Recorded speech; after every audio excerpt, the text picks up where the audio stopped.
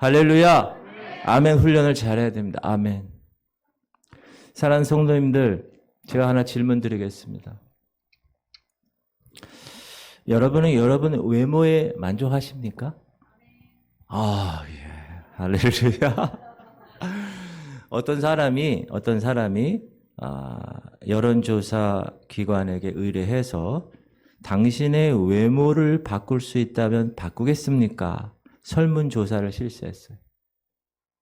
자, 제가 여러분에게 말씀드리는 건 여러분의 외모를 바꿀 수 있다면 바꾸겠습니까? 그에 대해서 남자와 여자의 응답이 갈렸어요. 남자의 응답은 94%가 그렇게 하겠다고 그랬어요. 남자들도 외모를 신경을 많이 쓰는 걸 알았어요. 여자들 응답은 어떻게 됐냐? 99%가 그렇게 하겠다고. 이 응답은 뭘 얘기해 줍니까? 사람들이 자기 외모에 만족하지 않고 있다는 것을 말해 줍니다. 그런데 자기 외모뿐만 아니라 사람들은 자신의 삶에 대해서도 만족하지 못하고 사는 것을 볼 수가 있습니다. 자, 우리나라 사람, 한국 사람 얼마나 만족한 삶을 살고 있을까? 문체부에서 여론조사 기관인 한국리서치에 의뢰한 국민의 삶의 질 여론조사 결과 10점 만점에 몇 점 나왔나요? 하면 6.4가 나왔습니다. 다시 얘기하면 10명 중에서 6명은 만족하는데 4명은 만족하지 않다는. 그럼 세계로 가면 OECD 36개 회원국 가운데 한국인의 삶의 만족도 순위, 자 36나라 중에서 27, 27위를 했습니다. 그러니까 OECD는 잘 사는 나라를 이렇게 만든 건데 그 잘 사는 나라 가운데서는 우리 한국이 하위권에 속한다. 무슨 말이냐? 만족도가 없다는 거. 작년 2022년도 한국 행복지수가 전 세계 146개국이 있는데 그 146개국 중에서 59위를 했습니다. 많이 안 좋은 거죠. 만족이. 삶의 만족도가 높지 않다는 거예요. 우리 국민들이. 그런데 오늘 읽은 말씀을 우리가 보면 사도 바울은 로마 감옥에 있는 거예요. 근데 뭐라 그러냐? 나는 모든 일에 만족한다. 라고 설명을 하고 있는 거예요. 특히 자족이라는 말을 썼어요. 자족은 뭐예요? 스스로 넉넉하게 만족한다. 지금 어디에 있는 거예요? 사도 바울이 감옥에 있는데. 그런데도 그 감옥의 그 환경에서 흔들리지 않고 스스로 만족했다. 감옥에서 언제 사형을 당할지 모르는 그러한 두려움 가운데서 그러나 원망하지 않고 두려워하지 않고 감사하면서 기뻐한 사람이 이 사도 바울이에요. 사도 바울 자기를 시기하는 사람이 얼마나 많았어요. 죽이려고 준비한 사람들, 그 사람들에게 대항하지도 않았어요. 그리고 그런 사람들을 통해서 복음이 전파되는 것에 대해서 오히려 기쁘게 여겼어요. 자기가 개척한 교회 이렇게 여러 교회 보면 유오디게와 순두게라는 사람이 서로 여자들이 권력 투쟁을 하는 걸 봤어요. 여전도의 회장과 여전도의 총부와 막 싸우는 같은 거예요. 지금 그런 교회를 보면서도 그들과 협력하세요 하고 흔들리지 않았어요. 사도 바울은 돈도 없었어요. 자식도 없고 집도 없고 노후 보장도 없어요. 지금처럼. 지금 감옥에 갇혀 있어요. 지금 병이 있어요. 그런데 한마디도 불평하지 않았어요. 감사했어요. 왜? 만족하니까. 기뻐했어요. 왜? 자족하니까. 어디에 있든지 지금으로 얘기하면 어느 교회에 있든지 어느 가족과 살든지 누구랑 만나든지 만족을 누리는 것으로 기뻐했다. 부자가 되어서 배부르다고 태만하고 교만하지 않았어요. 배고프다고 돈 없다고 원망하고 불평하지 않았어요. 남 잘 되는 모습 보고 시기하고 질투하지 않았어요. 감사했어요. 박수 쳐줬어요. 기뻐해줬어요. 좋지 못한 환경이라고 불평 원망하지 않고 스스로 만족하는 능력을 가지고 살아갔어요.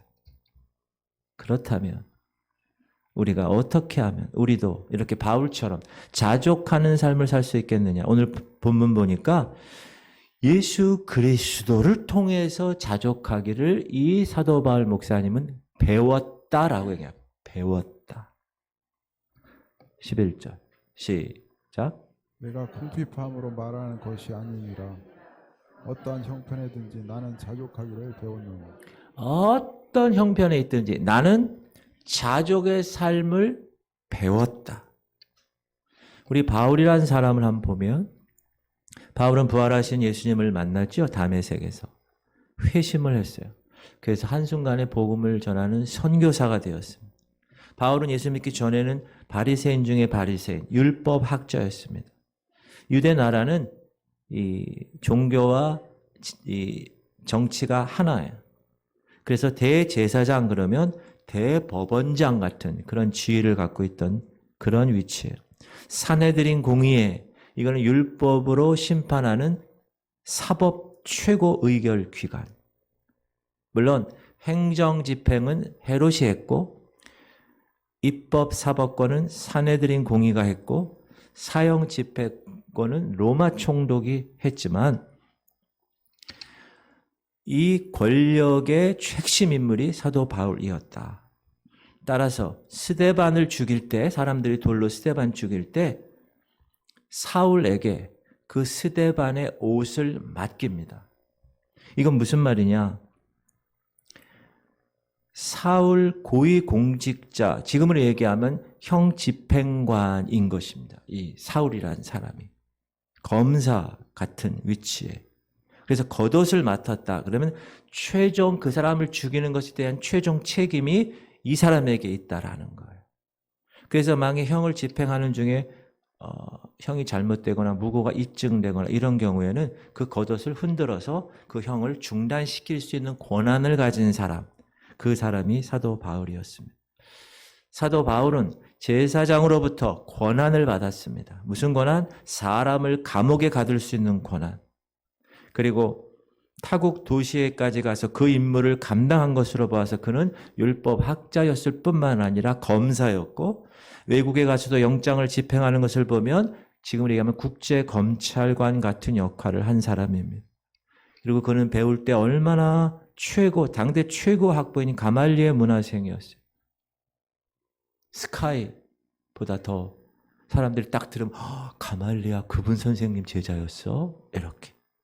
그리고 그 당시 그 나라를 지배했던 로마의 시민권이었습니다. 경제적으로도 궁핍함이 없었습니다. 왜? 다섯 사람인데 가말리아에 갈 정도면 지금으로 얘기하면 유학을 갈 수 있을 정도의 집안의 형편이었을 것입니다. 그런데 그가 예수 그리스도를 만난 후에는 예수 그리스도를 전하는 선교사가 되어서 다 내려놓고 남의 후원금을 의지하며 살아갈 수밖에 없는 사람이 되었습니다. 물론 그는 텐트 메이커로 자기가 일터에서 돈을 벌면서 사역을 한 사람이지만 그러나 그것으로는 그가 하는 선교에 넉넉하지 않았을 것입니다. 그래서 보면 빌립보 교회라는 교회가 이 선교 헌금을 만들어서 바울에게 후원을 하는 상황입니다. 바울이 여러 교회를 개척했는데 그 여러 교회에서 그를 후원하지 않고 빌립보 교회만 후원을 했습니다. 그래서 빌립보 교회에다 이렇게 얘기합니다. 시작. 빌립보 사람들아, 너희도 알거니와 복음의 시초에 내가 마게도냐를 떠날 때 주고받는 내 일에 참여한 교회가 너희 외에 아무도 없었느니라. 그리고 데살로니가에 있을 때에도 너희가 한 번뿐 아니라 두 번이나 나의 쓸 것을 보내었도다. 예.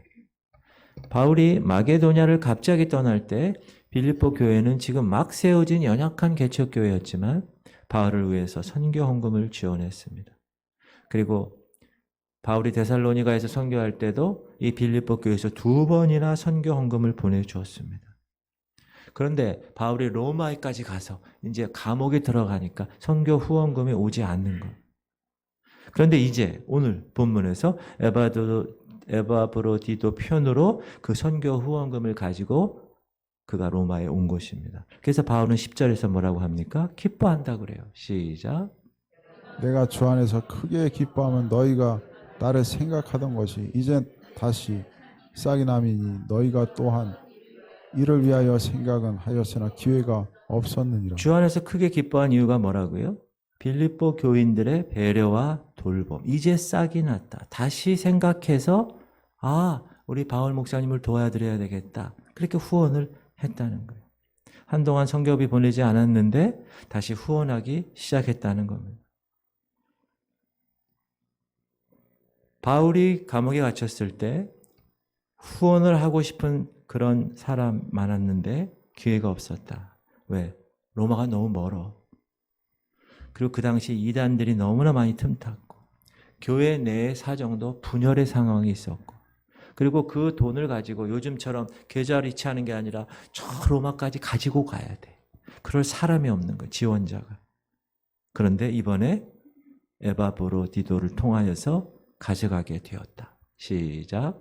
내게는 모든 것이 있고 또 풍부한지라 에바브로디도 편에 너희가 준 것을 받음으로 내가 풍족하니 이는 받으실 만한 향기로운 제물이요 하나님을 기쁘시게 한 것이라. 그래서 주 안에서 기뻐한다는 거예요. 그런데 이 기뻐한다는 말에 그러면 이렇게 생각할 수 있어요. 혹시 바울 목사님 돈을 너무 좋아하는 거 아니야? 11절에 그게 아니다라는 거예요. 지금 궁핍한 상태에서 도움 받았기 때문에 기뻐하는 것이 아니다. 시작. 내가 궁핍함으로 말하는 것이 아니니라 어떠한 형편이든지 자족하기를 배웠기 때문에 기뻐한다. 내가 그리스도 안에 거함으로 모든 것에 자족함을 배웠기 때문에 경제적 궁핍은 사실 큰 문제가 아니다.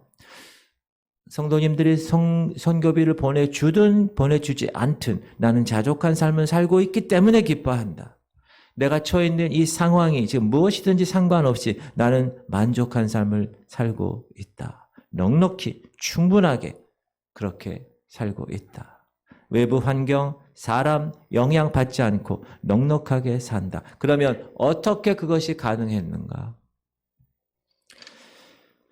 어떤 형편이든지 이 어떤 형편이라는 건 뭘까요? 억울하게 감옥 갇힌 형편, 가난하게 된 형편, 후원금 보내다가 끊어진 형편, 성도들이 설교 못한다고 비난하는 형편, 때로는 이중 인격자라고 조롱하는 형편, 어떤 때는 퇴장을 맞기도 한 형편. 그러나 그런 여러 어떤 형편에 처해 있든지 나는 만족하며 내 스스로 자족하기를 배웠다라고 이야기합니다. 그러면 왜 바울은 왜 자족하기를 배웠다고 고백할까요?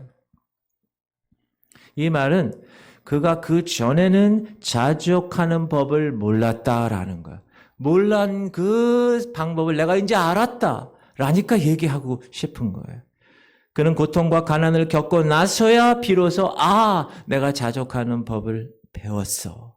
그동안 여러 번 그는 실패를 겪었을 것입니다. 성경에 보면 지금 이 백발의 노인이 되어서 로마 감옥에서 복음과 함께 살면서 그는 얼마나 많은 자기의 삶의 여정을 생각하고 추억하면서 그때 내가 그랬었지. 내가 그때 그렇게 어려웠었지. 그러나 지금은 내가 예수님 안에서 자족하고 만족한다. 여러분, 자족이라는 것은 태어날 때부터 얻어지는 것이 아니라 경건의 훈련과 배움을 통해서 터득하시는 거예요. 자족하는 것은 이론으로 되는 것이 아니고 어느 날 하늘에서 뚝 떨어지는 것이 아니라 우리의 삶의 현장 속에서 내가 깨닫고 체험하고 배우는 것. 신앙생활을 통하여서 어떤 환경에 있든지 어떤 처지에 있든지 내가 풍부하든지 내가 비천하든지 궁핍하든지 나는 있으면 있는 대로 없으면 없는 대로 지낼 수 있는 자족한 마음을 배웠다. 바울은 배웠다라는 표현을 한다는 거예요. 이건 무슨 말이냐? 과거에는 배우지 못했는데 지금은 배웠다라는 거예요. 행동이나 경험을 통해서 배운 것을 말합니다. 요 아마돈이라는 이 헬라어는 부정 과거형입니다. 이미 체득했다는 거예요.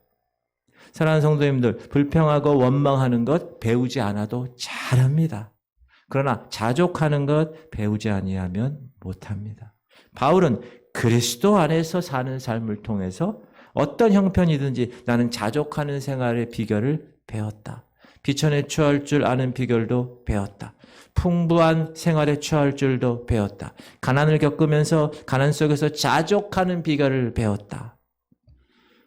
여러분, 가난은요, 자기가 가난해 보지 않으면 배울 수 없는 거예요.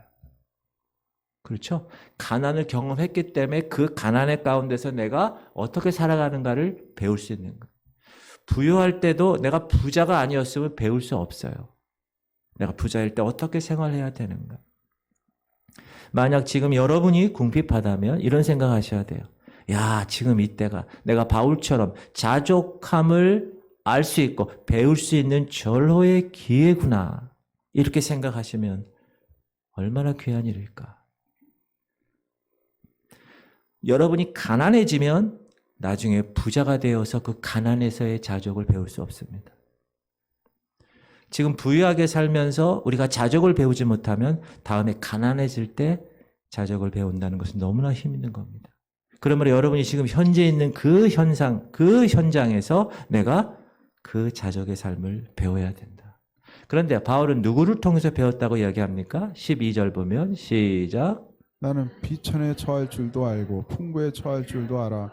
모든 일 곧 배부름과 배고픔과 풍부와 궁핍에도 처할 줄 아는 일체의 비결을 배우노라. 여러분 앞에 펼쳐지는 상황은 여러분의 의지와 상관없이 펼쳐집니다. 주림과 목마름과 추위와 헐벗음과 육체의 고난과 정신적 박해 겪는 것, 갖가지 비천이 있죠. 이것은 여러분의 의지와 관계없이 여러분에게 다가옵니다. 그러나 그 가운데서도 나는 잘 적응하며 자족함을 배웠다. 바울은 사역자예요. 사역자로 살아가면서 물질적으로 부유한 때도 있었겠죠. 그러나 그것으로 교만하거나 방종하지 않고 그 부유한 삶에서도 자족한 삶을 배웠습니다. 세상 사람들은 외적 풍요로움에 목표를 둡니다. 그러나 바울은 하나님의 복음을 전하는 사명으로 인생의 목표를 두고 살았습니다. 그래서 그는 비천하든 풍부하든 환경에 연연하지 않고 자족한 삶을 배웠다. 이 배웠다라는 말은 비법을 전수시켰다라는 말입니다. 성스러운 비밀을 가르쳤다. 근데 이게 수동태로 되어 있어요. 그럼 뭐죠? 비밀스럽고 성스러운 비밀을 가르침 받았다. 바로 그 비법을 전수시킨 예수님이라는 사실을 암시해 주고 있다는 것입니다. 11절에서의 배우다는 체험을 통해 배운 것이고 여기서 말하는 배운 것은 그리스도를 통해서 내가 직접 전수받은 것을 의미합니다. 그러므로 이 사도 바울이 하나님의 거룩한 그 놀라운 사역을 감당할 때 자족할 수 있었고 기뻐할 수 있었고 만족할 수 있었던 그 비결은 in Christ, 예수 그리스도 안에서 예수님을 통해서 배운 것입니다. 그러면 우리가 예수님이라는 분에 대해서 한번 생각을 해봐야 될 것입니다. 우리가 예수님이 어떻게 사셨는지 한번 알아보는 것은 정말 귀한 일이라고 생각합니다. 예수님은 그의 평생 동안 어떻게 사셨습니까? 자족한 삶을 사셨습니다. 그가 태어날 때 마국간에서 태어나셨어요. 가난의 처지에서. 복음을 전할 때 뭐라고 그러십니까? 인자는 머리 둘 것이 없어. 공중에 새도 칩이 있는데 나는 머리 둘 것이 없다. 자기가 죽어서 장사 지낼 때도 들어갈 무덤 하나 없어서 다른 사람의 무덤에 들어가면서 자족하며 사셨습니다. 그러나 예수님은 이렇게 얘기합니다. 시작. 수고하고 무거운 짐진 자들아 다 내게로 내게로 오라. 내가 너희를 쉬게 하리라. 나는 마음이 온유하고 온유하고 겸손하니 나의 멍에를 멍에를 메고 메고 내게 배우라. 그리하면 너희 마음이 쉼을 얻으리니 이는 내 멍에는 쉽고 내 짐은 가벼움이라 하시니라. 사도 바울은 그 예수님에게서 그 멍에 매는 것을 배운 것입니다. 사랑하는 성도님들, 자족은 단번에 이루어지지 않습니다. 어려운 환경에 적응하면서 시간을 가지고 배우는 것입니다.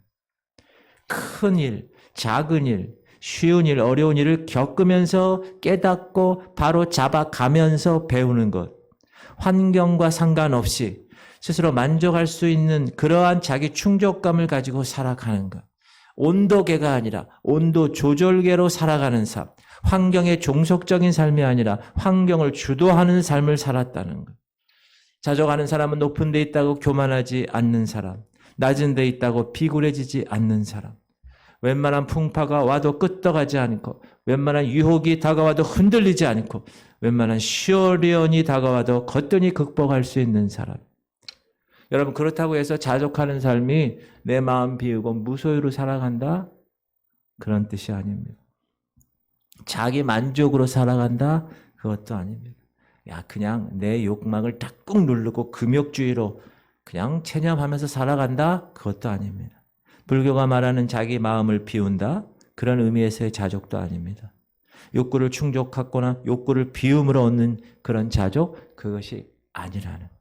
하나님이 주시는 풍족한 그 만족감, 하나님으로 인하여 내 안에 채워주는 그 자족, 그것을 이야기합니다. 시작. 그러나 자족하는 마음이 있으면 경건은 큰 이익이 되느니라.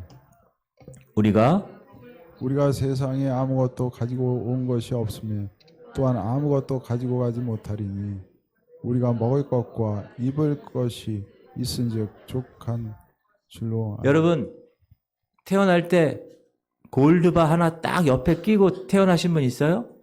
없어요. 공수래 공수거. 빈손으로 왔으니 빈손으로 가. 인생은 나그네 길 빈손으로 왔다 가. 빈손으로 가는가.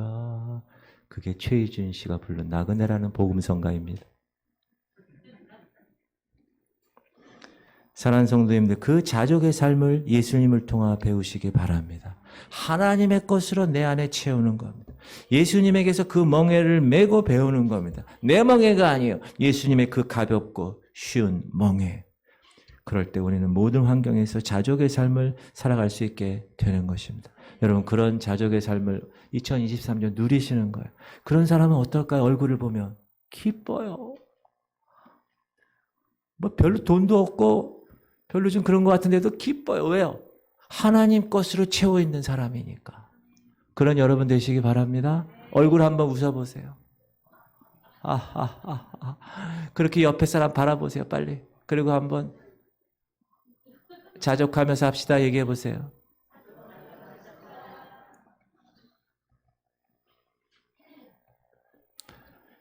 우리가 어떻게 하면 이렇게 바울처럼 자족하는 삶을 살 수 있을까요? 두 번째는 우리에게 주시는, 뭘 주세요? 능력을 주시는 주님 안에 있어야 합니다.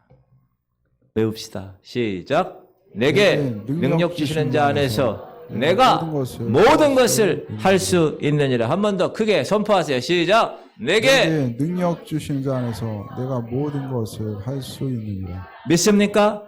자족은 내게 능력 주시는 자 안에서 가능합니다. 그 안에서 일체의 비결을 배울 수 있는 것입니다. 근데 내게 능력 주시는 자 아니라는 게 되게 중요해요. 바울은 자신의 힘 안에서, 자신의 그 백그라운드 안에서, 아니요. 자신의 능력 안에서, 아니요. 거기서 자기는 자신의 삶을 적응해 나가지 않았습니다. 뒤에서 역사하시는 하나님 안에서 그것이 가능했음을 살피는 것, 선포하는 거예요. 경험했으니까 어떤 형편에서든지 자족할 줄 아는 능력, 그것은 사람의 힘도 아니고 자연의 힘도 아니고 돈의 힘도 아니고 권력의 힘도 아니고 오직 주님이 주시는 힘입니다. 이 주님이 주시는 능력 받으면 나는 어떤 환경에서도 자족할 수 있다는 거예요. 근데 주님 밖에 거하면 자족의 능력이 나타나지 않습니다. 주님 안에 거할 때 주님을 통하여 어떤 경우에도 자족할 수 있는 능력을 얻게 되는 것입니다. 그러면 할 수 있거든요. 무슨 말이냐? 모든 걸 다 할 수 있다는 거예요. 그리스도 안에서 그리스도께서 주어진 그 능력으로 나는 어떤 형편에서든지 자족할 수 있다. 그렇게 얘기하는. 왜 그럴까요? 그것은 그 지혜와 그 자족을 할 수 있는 힘과 그 용기와 그 모든 원천이 다 예수 그리스도부터 나오기 때문에. 그러므로 우리는 절대적인 힘의 근원이신 예수 그리스도만을 신뢰하고 의뢰할 때 우리에게 자족이 있는 거예요. 그런 차원에서 보면 자족은 무슨 문제예요? 믿음의 문제예요. 믿음의 문제. 예수님을 온전히 신뢰하면 어떤 여건에서도 만족할 수 있는 거예요. 내게 능력 주시는 자 안에서, 누구죠? 예수님 안에서 괴로움과 궁핍과 죽음의 위협 앞에서도 사도 바울은 자족할 수 있었어요. 왜? 그 자족의 능력이 예수님에게서 나왔기 때문에. 그것이 자기에게 전달되었기 때문에. 여러분, 자족의 삶은 로버트 슐러 목사님이 얘기하는 적극적인 사고방식이 아닙니다. 조엘 오스틴 목사님이 얘기하는 긍정적 사고방식이 아닙니다. 근본적으로 다릅니다. 이건 자기 최면이나 사고방식의 문제가 아닙니다. 우리 구주 예수 그리스도에 대한 믿음 문제입니다. 그러므로 사도 바울이 이렇게 선포하는 거예요. 시작. 이는 만물이 주에게서 나오고 주로 말미암고 주에게로 돌아가 그에게 영광이 영광이 세세에 있을지어다. 아멘. 우리가 알거니와 외우세요. 하나님을 사랑하는 자, 곧 그 뜻대로 부르심을 입은 자들에게는 모든 것이 합력하여 선을 이루느니라. 누가 우리를 그리스도의 사랑에서 끊으리요? 환난이나 공고나 박해나 기근이나 적신이나 위험이나 칼이랴. 기록된 바 우리가 종일 주를 위하여 죽임을 당하게 되며 도살당할 양같이 여김을 받았나이다 함과 같으니라. 그러나 이 모든 일에 우리를 사랑하시는 이로 말미암아 우리가 넉넉히 이기느니라. 내가 확신하노니 사망이나 생명이나 천사들이나 권세들이나 현재일이나 장래일이나 능력이나 높음이나 깊음이나 다른 어떤 피조물이라도 우리를 우리 주 그리스도 예수 안에 있는 하나님의 사랑에서 끊을 수 없으리라. 사도 바울은 계속 이렇게 얘기한 이유가 뭡니까? 예수 그리스도 안에 있었기 때문에. 여러분 이 말을 믿으십니까? 그러면 어떤 환경에서도 우리는 자족할 수 있는 삶을 사는 거예요. 나의 능력 때문에, 나의 배경 때문에, 나의 환경 때문에 자족할 수 있는 것이 아니라 그것은 조금, 요만큼 오래 가지 못해요. 영원히 변치 않고 세상 끝날까지 함께 하시는 예수 그리스도 안에 우리가 있기 때문에 우리는 자족할 수 있는 것입니다. 여러분 자족하십시오. 저는 이 교회에 그런 자족의 놀라운 은혜가 있기를 주의 이름으로 축원합니다. 우리에게 이 교회도 상가 교회고 사람들이 봤을 때는 조그만 교회라고 하지만 어떻게 해요? 우리는 2022년도 얼마나 풍성한 삶을 살았어요. 그렇죠? 재정도 하나님이 축복해 주시고 선교사도 막 도와드리고 힘들고 어려운데 막 우리가 사랑으로 하고 왜? 그건 자족할 수 있는 교회만 할 수 있어요. 여러분들도 여러분 삶 가운데 여러분의 경제의 모든 것들이 예수 그리스도 안에서 자족하는 여러분 되시기를 바랍니다. 여러분 상상 빈곤이라는 말이 있어요. 이거 뭐냐면 돈이 많아. 그런데도 거지처럼 사는 거를 상상 빈곤이라고 그래요. 미국에 빌이라는 사람이 있어요. 거지 중에서도 상거지로 산 사람이에요. 그 사람은 먹는 것도 아까워. 영양 상태로 병원에 실려갈 정도로. 다른 환자들 상대로 거기 병원에 가서도 담배 좀 주세요. 초콜릿 좀 주세요. 구걸한 사람. 근데 놀라운 거는 이 빌이라는 사람이 당시에 7억 원을 가진 재산가 7억 원. 7억 원 갖고 있는 분 손 한번 들어보시기를 바랍니다. 없습니다. 7억 원. 뭘 갖고 계신 분도 있을 수 있겠지만 그런데도 뭐라고 그랬어요? 구걸하며 살았다는 거. 얼마나 불쌍합니까? 영국의 어느 박사님이 이런 상상 빈곤자 환자 30명을 관찰했대요. 근데 의외로요. 지적 수준이 높았대. 훌륭한 가정에서 성장했대. 존경받는 직업을 가진 사람이었대. 통장 계좌에 돈이 많은 사람이었대. 그런데도 어떻게 자기 삶은 아주 빈궁하게 살았다는 거예요. 얼마나 불쌍한 사람입니까? 사랑하는 성도님들 따라합시다. 우리는 하나님의 자녀입니다. 우리 아버지가 하나님입니다. 우리 아버지가 이 세상의 주인입니다. 믿습니까? 그러므로 그분이 자녀인 저와 여러분에게 어떻게 살게 하겠어요? 기쁘게 살게 하겠죠. 그러므로 주님 한 분만으로 우리는 자족할 수 있습니다. 이것이 신앙생활하는 사람들의 삶의 정수라는 거예요. 사람을 보며 세상을 볼 때 만족함이 없었네. 나의 하나님 그분을 볼 때 나는 만족하였네. 제가 예전에 설교 이렇게 듣다 보면 부흥사 목사님이나 어느 분이 오면 설교하다가 막 찬양해 그러면 그냥 말씀만 전하지 무슨 이렇게 찬양을 해. 제가 그랬었어요 예전에. 근데 제가 지금 강단에 서다 보니까 찬양할 때는 해야 되는구나. 동남풍아 거기까지. 여러분 예수님 그분으로 인하여 그분 안에 거함으로 인하여 자족하시기 바랍니다. 얼굴이 환해지는 거예요. 제가 지금 형편은 이렇지만 제 마음은 기쁘고 즐거워요. 성령의 열매가 뭐예요? 사랑과 희락과 화평과 희락. 여러분 기뻐하시기 바랍니다. 세 번째, 우리가 어떻게 하면 이처럼 바울처럼 자족하는 삶을 살 수 있을까? 주님 안에서 아까 얘기한 상상 빈곤의 사람처럼 살지 말고 풍부의식, 결핍의식이 아니라 풍부의식을 가지고 살아가는 거예요. 오늘 18절 보면 시작. 내게는 모든 것이 있고 또 풍부한지라. 따라합시다. 나에게 모든 것이 있습니다. 그리고 풍부합니다. 여기서 있고라는 말 시제가 이미 받았다는 거예요. 과거. 난 이미 모든 것이 받았어. 주님 안에서. 그래서 풍부해. 이미 풍부한다는 거예요. 남아 돈다는 거예요. 빌립보 교인들이 보내준 선교 헌금이 이미 풍족했다. 여러분 이거는 객관적인 사실이 아니에요. 그때 얼마나 돈을 보냈겠어요. 자기 주관적 사실이에요. 주관적. 응? 얼마 보내지 않았지만 이미 나에게는 뭐요? 풍족하다라는 거예요. 지금 기뻐하면서 모든 것이 풍족하다고 이야기할 수 있는 이거. 여러분 감옥에서 있으면서 얼마나 힘들었겠어요. 선교헌금도 안 왔는데. 그럼 바울 목사님 이렇게 생각할 수 있어요. 아, 내가 세운 개척교회인데 말이야. 그 교회에서 나를 후원 안 한단 말이야? 이렇게 얘기할 수도 있죠. 선교헌금도 보내지 않단 말이야? 불평하고 원망할 수 있습니다.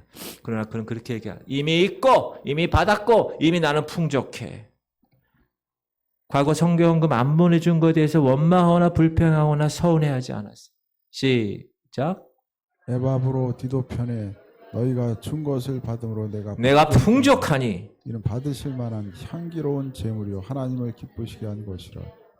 이미 풍족하다는 거예요. 이미 가득 채워졌다는 거예요. 그리고 빌립보 교인들을 위해서 무엇을 합니까? 기도하는 거예요. 시작. 내가 선물을 구함이 아니요 오직 너희에게 유익하도록 풍성한 열매를 구함이라. 그리고 나서 그 후원한 그런 성도들에게 있어서 무엇을 기도했어요? 그 성도들의 풍요함을 위해서 기도한다는 거예요. 성도들이 유익하도록 영육 간의 풍성한 열매를 얻기 위해서 기도하는 거예요. 우리가 잘 아는 외웁시다. 시작. 나의 하나님이 그리스도 예수 안에서 영광 가운데 그 풍성한 대로 너희 모든 쓸 것을 채우시리라. 할렐루야. 바울은 자신을 풍족하게 채운 그 하나님, 빌립보 교인을 통하여서 또 예수 그리스도 안에 있으므로 나에게 풍족하게 채워진 그것처럼 너희 교인들, 너희 성도들도 동일하게 풍성하게 채워질 것이야. 그렇게 축복하는 거예요. 시작. 이는 받으실 만한 향기로운 제물이요 하나님을 기쁘시게 한 것이라. 그들이 보낸 선교헌금은 단순하게 인간에게 준 것이 아니라 하나님께 받으실 만한 향기로운 제물이라는, 하나님이 기뻐하시는 것이기 때문에 하나님께서 풍요롭게 채워주실 것이에요. 그 성도들에게. 할렐루야. 그것이 영광 가운데 풍성한 겁니다. 하나님께서 주실 수 있는 풍성함은 어느 정도일까요? 아이고, 그분이 이 땅을 지으신 분인데 마음껏 부어주시는 풍성을 이야기합니다. 그리고 하나님께서 채워주실 걸 믿고 아멘 하는 거예요. 영광 돌리면서. 시작. 하나님 곧 우리 아버지께 세세 무궁하도록 영광을 돌릴지어다. 아멘. 아멘 합시다. 시작. 아멘. 아멘. 다시 한번 시작. 아멘. 그럼 이런 풍요의식이 어떻게 가능한가? 이게 중요해요. 어떻게 바울 사도가 이렇게 풍요롭게 자기가 느끼고 있고 풍요롭게 성도들을 축복할 수 있었을까? 그 핵심은 뭐냐? 따라합시다. 모든 것을 은혜로 받아들였기 때문입니다. 모든 것이 은혜로 받아들였기 때문에. 사람들은 상대적 박탈감 때문에 만족하지 못하고 불평하며 삽니다. 그냥 비교를 안 하고 살면 풍성하게 행복하게 살 텐데 비교하는 거예요. 이렇게 되는 거예요. 우리가 이 바울 사도의 삶을 보면 여러분 기준을 0으로 둔 거예요. 0으로. 아까 얘기했죠. 우리가 본래 태어났을 때 아무것도 없이 태어난 거기에서 기준을 잡은 거예요.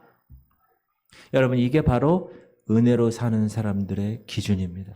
저는 여러분에게 권고드립니다. 여러분 그 기준을 0에 두고 사시기 바랍니다. 태어날 때 여러분 뭐 갖고 나온 거 있어요? 손오공은 이 모자하고 이 봉 갖고 나왔다고 그러더라고. 태어날 때부터.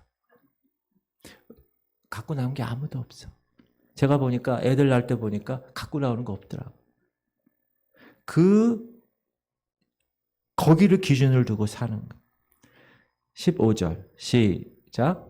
그러나 내가 나된 것은 하나님의 은혜로 된 것이니 내게 주신 그의 은혜가 헛되지 아니하여 내가 모든 사도보다 더 많이 수고하였으나 내가 한 것이 아니요 오직 나와 함께 하신 하나님의 은혜로라. 이 구절의 핵심 뭐죠? 그의 은혜가 헛되지 아니하여.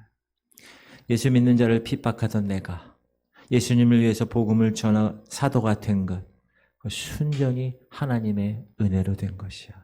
수많은 어려움과 고난 극복하고 복음 전하며 교회 세운 것, 순전히 하나님의 은혜로 된 것이야.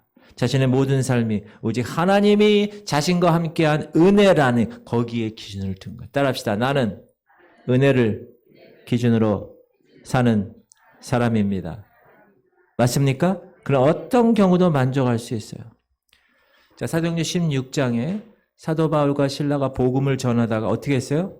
붙잡혔어요. 매 맞고 감옥에 들어갔어요. 발에 사슬에 묶인 채로 감옥에 던져졌어요. 근데 그들은 거기서 어떻게 했어요? 만족했어요. 찬양했어요. 그랬더니 어떻게 됐습니까? 사슬이 풀어졌어요. 옥문이 열렸어요. 주 예수를 믿으라 그리하면 너와 내 집이 구원을 얻으리라. 그 간수에게 얘기하게 된 거예요. 왜? 어떤 형편이든지 감옥에 있든지 어디 있든지 자족했기 때문에. 고린도후서 12장도 보면 바울이 하나님께 기도하죠. 3번씩이나. 무슨 기도? 자기 육체에 대한 가시 때문에. 질병에 걸린 거예요. 그러나 고쳐지지 않았습니다. 하나님 뭐라고 응답하시죠? 네 은혜가 내게 족하도다. 그 기도 딱 받고 나서, 응답 받고 나서 그는 더 이상 자기 육체의 가시를 문제거리로 삼지 않았습니다. 그 육체의 가시를 품고 자족한 것입니다. 그러면서 이렇게 고백하죠. 나의 나된 것은 오직 하나님의 은혜로 된 것입니다. 나를 지으신 이가 하나님, 한량없는 은혜, 갚을 길 없는 은혜, 내 삶을 애워싸는 하나님의 은혜. 어느 성도님의 간증입니다. 언니가 동생의 돈을 5천만 원 빌려갔답니다. 근데 형부의 사업이 풀리지 않았어요. 갚질 않았어요. 그러면서 언니네는 자기보다 돈 더 잘 써. 언니네는 차도 더 좋은 거 써. 언니네는 외식도 자주 해. 화가 났어요. 다투기도 하고. 그런 언니 없는 것만도 못하. 에이, 화풀이도 하고. 그래도 언니가 돈을 안 줘. 그래서 돈을 돌려받는 방법은 기도밖에 없구나 생각하고 그날부터 새벽부터 교회에 나와 열심히 기도했답니다. 언니가 돈 갚으면 딱 잘라서 절반 2,500만 원 헌금하겠습니다. 그런 마음으로 기도를 했는데 마음속에 이런 음성이 들려왔어요. 딸아, 내 은혜가 내게 족하니라. 하나님 아버지 섭섭합니다. 어찌 돈 못 받는 것도 은혜가 됩니까? 그랬더니 잠잠히 가슴을 울리는 음성이 들어왔습니다. 우리가 세상에 아무것도 가져온 것이 없는데 또한 아무것도 가지고 가지 못하는데 우리가 먹을 것과 입을 것이 있은즉 족한 줄 알 것이라. 디모데전서 오늘 본문. 그날 이 빌립보서죠. 디모데전서 6장 5절 말씀이었어요. 그날 이 동생은 내 돈 떼먹어도 그런 언니 있는 것이 얼마나 고맙나 변화되기 시작했어요. 야, 그 돈 5천만 원 다른 사람 쓰지 않고 그래도 언니가 쓴 것이니 다행이구나. 그런 생각으로 바뀌었어요. 그러고 나니까 마음에 평화가 생겼어요. 기쁨이 생겼어요. 그래서 전화통을 들었어요. 언니한테 전화를 걸었어요. 언니, 이제 돈 갚지 않아도 돼. 그동안 내가 돈 받으려고 너무너무 괴롭힌 거 미안해. 그 후에 어떻게 되었을까요? 사랑하는 성도님들, 오늘 성경을 통해서 사도 바울은 인생의 말년에 풍족함을 강조하고 있습니다. 바울은 감옥에서도 항상 주님 안에서 기뻐하는 삶을 살 정도로 자족했어요. 여러분 나이가 들잖아요. 요즘 우리나라 사람들이 다 나이가 들어가. 애들은 안 나. 젊은 애들 없는데 다 나이 드는 사람들이 이만큼 더 나이 들어가. 나이 들면서 자족하기를 배우십시오. 어떤 환경에서도 기뻐 살 수 있는, 어떤 환경에서도 풍족하게 살 수 있는, 어떤 환경에서도 하나님께 영광을 돌 수 있는 삶, 그런 삶을 여러분 사시기를 주의 이름으로 축원합니다. 그러기 위해서는 예수님 안에서 자족함을 배우셔야 되고, 내게 능력 주시는 자 안에서 내가 모든 것을 할 수 있다는 삶을 붙드셔야 되고, 결핍의식이 아니라 풍부의식을 가지고 사는 삶을 살아가야 될 줄 믿습니다. 여러분 그런 자족의 삶으로 하나님 앞에 서실 수 있기를 주의 이름으로 축원합니다. 우리 찬양할까요?